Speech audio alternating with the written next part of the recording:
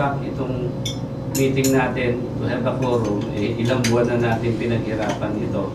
So, I would agree with Dr. Malubay na all the function, maybe, siguro, kasi ang napag-usapan dati, halos lahat ng function. So, napakaraming function to identify natin lahat. And besides, giving a blanket authority to the CMC is temporary and can always be revoked anytime by the board. Yes, of course. So why don't we give a blanket authority, provided that there will be a regular reporting in writing or by email by the CMC. We are running out of time, and I don't think we have doubts on these people. They are our brothers. Ay, sabi mo kasi, father. We are father. My suggestion is you put that into motion. Yeah. Actually, I love you for that. Actually, the CMC is only para ministerial lang naman yan eh. Para Okay, taga-tribal lang kami, will be the one doing business eh. I second. Imo-motion mo na ba? Kaya din yung worker mo. Oo, kayo rin ang worker mo. I-clear ko lang, sir.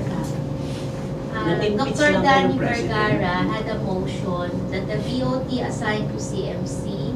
So, and it is important that the BOT members will be listed, and among themselves, they would elect their officers.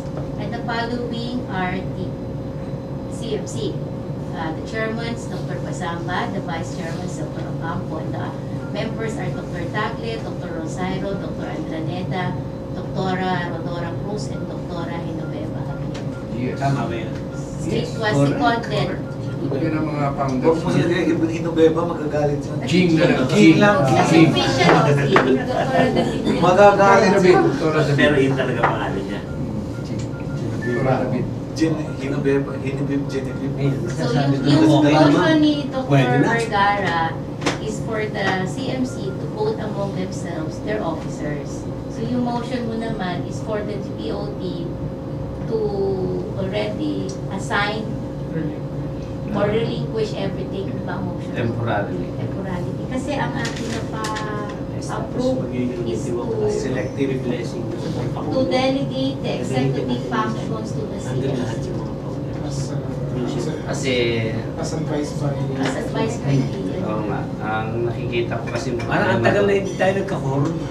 delegate ng executive functions. Ang nakikita kong problema doon, yung decision making nandun pa rin sa board na hindi reliable ang quorum.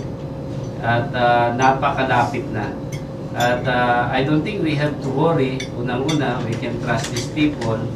And if there's something get wrong along the way, we can always call for another BOT meeting. So yung motion mo, Ang motion is to, nakasulat kasi, to temporarily dissolve the executive committee. Tapos na yun. Tapos na yun. Kanina pa yun. Kanina pa yun. Sige muna. Wait lang ha. haba kasi. Sir, kasi parang may cloud of doubt palati. Temporary Kasi- relinquish all the functions to the CMC. I think The yung trust, function, powers, and responsibilities of the Board of Trustees until an election of new members is held. Paano ba yun? Motion to... ibigay mo na lahat sa ano. So I think yun na nga yung motion Yun na nga. ng AC. Yung executive That's function will be delegated to the CMC until such time that The responsibilities of the Board of Trustees, not the Executive Committee. no, Sir, hindi nga daw pwede sa You cannot advice by the lawyer. Pero, you cannot ito relinquish yung the function of the BOT. actually, ito yung ginawa niyo. So kasi ang sabi niya, it's still the Bar. BOT Yeah, who will yes. mag-attend.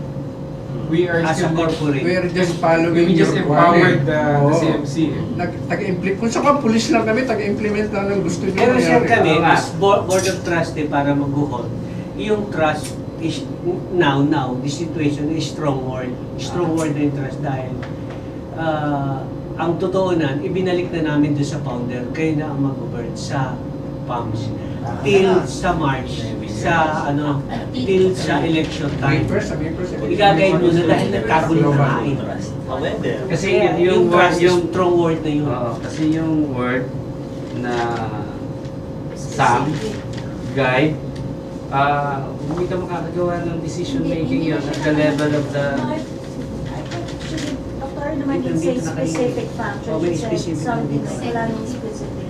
The functions of the executive. Oo, kasi ang binigay ng lawyer, doon sa kanya discuss option 1, option 2. We delegate the executive function to the CFC Yes. until such time, nasa na ba yung karugtong? Until such time that we would have an honest and credible election. Nagdating asan ka? Oo nga, ang problema kasi doon, Yung honest okay lang yan if we can create a quorum all the time. Kasi malapit na. Yung simplong desisyon, lalo na pagdating sa pera, we need a quorum. Yun ang kaya iniraise ko kanina yung golden rule.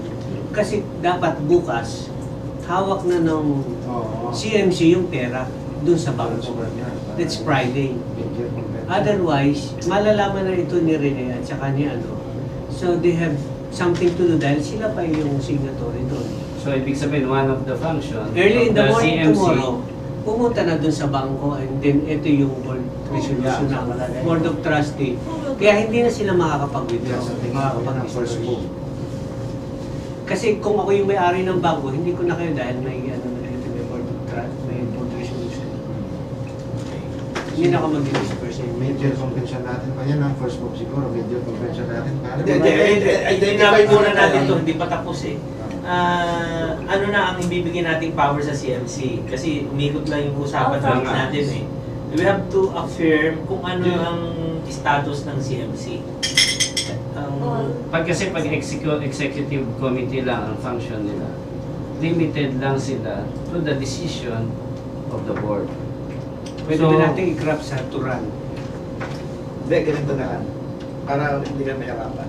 In the blanket of authority, temporarily. Anytime, pag may problema, the Board of Trustee can convene. can convene and Should Blanket authority to govern. Temporarily, importante. temporarily.